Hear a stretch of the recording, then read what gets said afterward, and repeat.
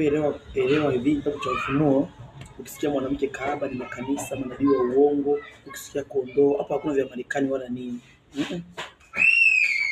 Ila ni kwamba jua pembe zile na wale wanyama. Kwanza wanyama ni watu ambao wana neno la Mungu. Tumeshasoma kwenye mafumbo yaliyopita. Fumbo la mnyama utafuatia mwenyewe kwenye kitu zilizopita. Kwa hiyo shetani atatumia manabii wa uongo, atatumia serikali, atatumia viongozi wa kidini, atatumia viongozi wa serikali, atatumia mataifa. Lengo awaumize watu wa Mungu. Lengo awaumize wachungaji wa kweli na neno la Mungu la kweli. Kama sasa hivi wachungaji wa neno la Mungu la kweli sasa hivi hawapewi leseni, hawapewi na nini?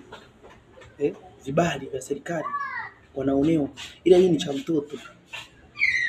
Kipindi hicho itakuwa live waziwazi na hauna hata mahali pa kwenda kushtaki. Manabii wa uongo, vita ile katika Biblia ni vita ambayo itakuwa kati ya wanabii wa Mungu wa kweli na wanabii wa uongo wa shetani. Achana mataifa wote wanaopa hizo maana. Hizo sio maana za Mungu. Vita vipo vya kibiblia ni kati ya shetani na Mungu.